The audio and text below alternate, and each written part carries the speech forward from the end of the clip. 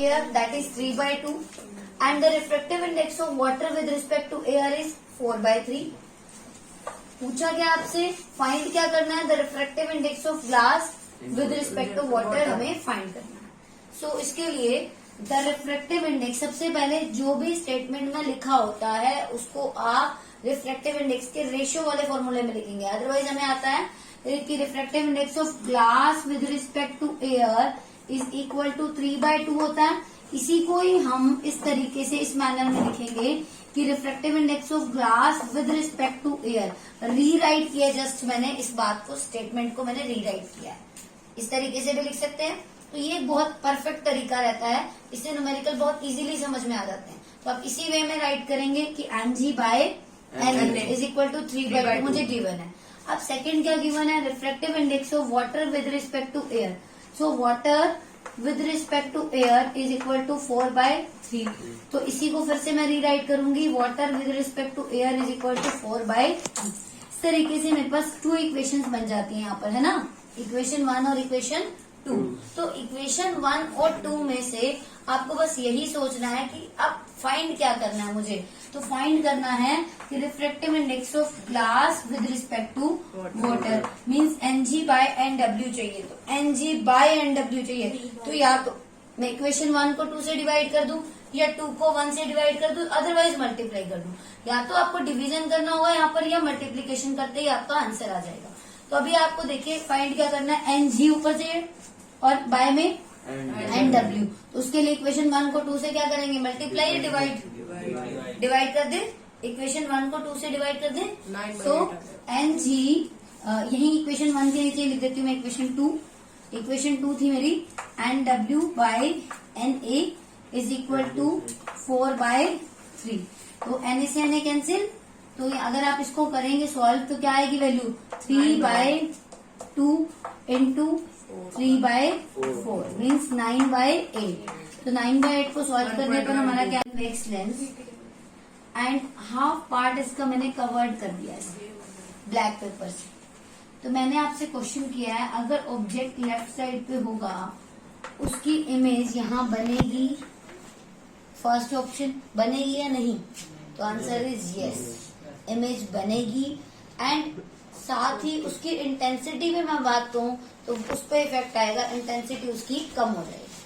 But object में हम ये नहीं कहेंगे कि इस ऑब्जेक्ट की यहाँ पे इमेज ही नहीं बनेगी, क्योंकि हमारी दोनों कंडीशंस कंप्लीट हो रही है कि अगर ऑब्जेक्ट को, जो ऑब्जेक्ट यहाँ रखा हुआ है, तो 2 रेज हमारी यहाँ से बहुत इजीली क्रॉस कर सकती है, ऑप्टिकल सेंटर से भी क्रॉस कर सकते हैं।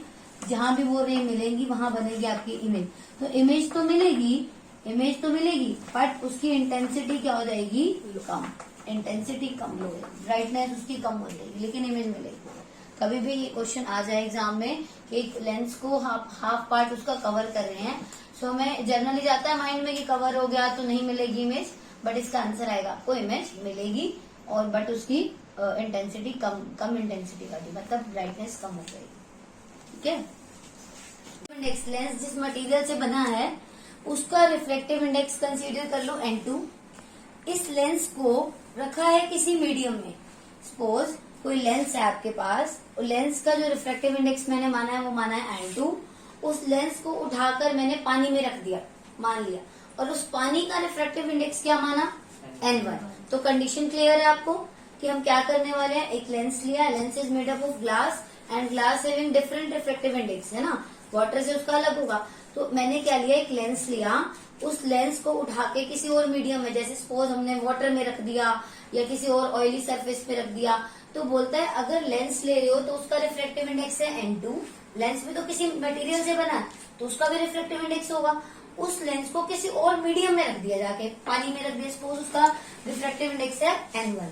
तो ऐसा करने पर अगर मैं उसमें से the parallel beam of light is incident on this lens, इस लेंस के ऊपर अगर पैरेलल रेज इंसिडेंट करूं तो क्या पाथ रहेगा उन लाइट्स की रेज का, वो आगे कैसे जाएंगी, कैसे उसमें रिफ्लेक्शन होगा, वो आपको शो करना है। ये क्वेश्चन में गिवन है, राइट।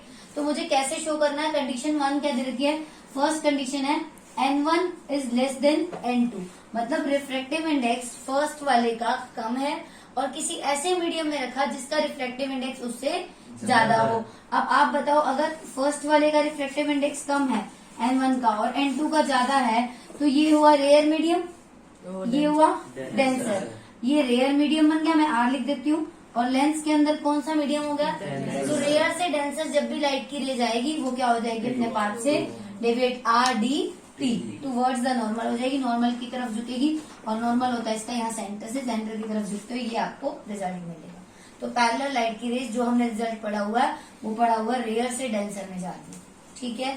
बट अगर बात करूं कि अगर दोनों का रिफ्लेक्टिव इंडेक्स ही सेम है, मतलब मैंने क्या किया कि वो जो लेंस बना हुआ था ना वो ग्लास का था और उसको ग्लास में ही रख दिया। बात समझ आई? रिफ्लेक्टिव इंडेक्स दोनों का क्या हो गया? सेम।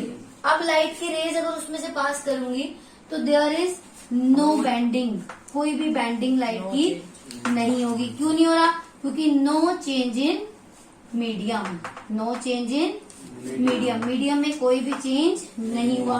क्योंकि अगर रिफ्लेक्टिव इंडेक्स सेम है तो इट मीन्स मीडियम भी सेम है। अगर मीडियम ही सेम है तो क्या कोई रिफ्लेक्शन होगा? आंसर है नो। सो लाइट की रेज उसमें से पैरेलल ही जाएंगी।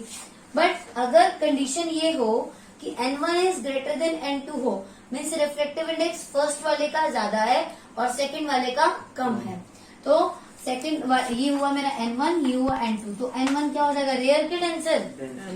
Denser, denser. और ये कौन सा मीडियम हो जाएगा? तो DR अवे, तो अवे होती हुई जाएंगी।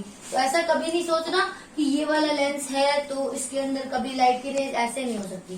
कंडीशन पर डिपेंड करता है। अगर इस लेंस को उठाकर ऐसे मीडियम में रख दिया जहाँ पर रिफ्लेक्टिव इंडेक्स उसका ज्यादा है तो अवे हो जाएंगे, DR, right.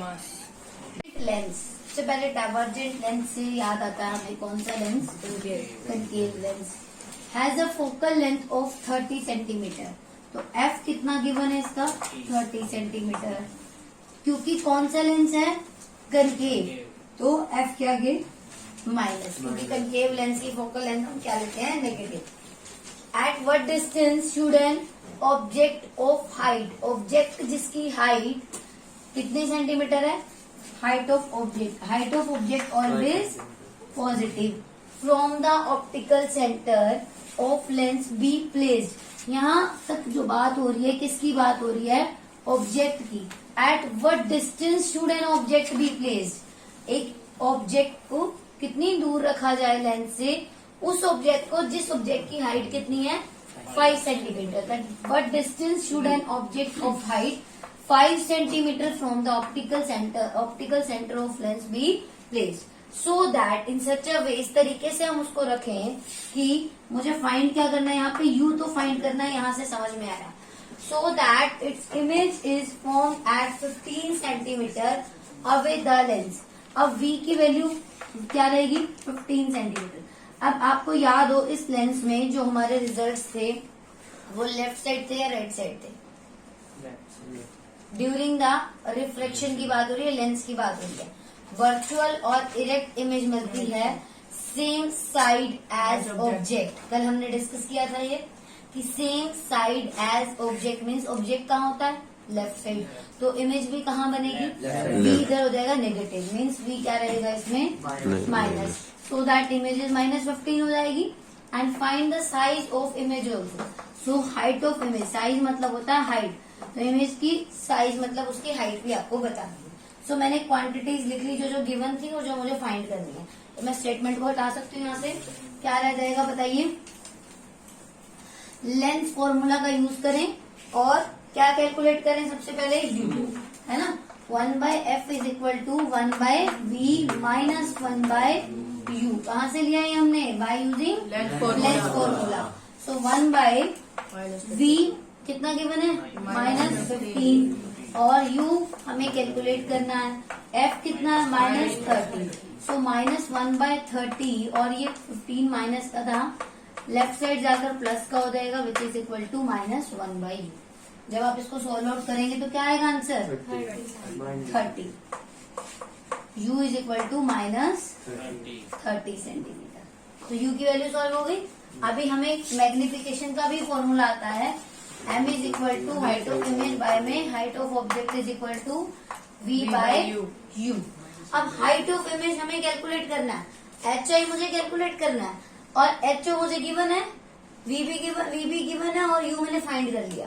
So height of image by height of object कितना, height of object always positive होता है ना, तो 5 is equal to v minus 15 and u हो जाएगा माइनस 30. माइनस से माइनस कैंसिल आउट होएगा. हाइट ऑफ इमेज क्या आ जाएगा 15 इंटू 5 बाय में 30 दैट इज 15 बाय 6. तो हाइट ऑफ इमेज आ जाएगी 15 बाय 6 सेंटीमीटर.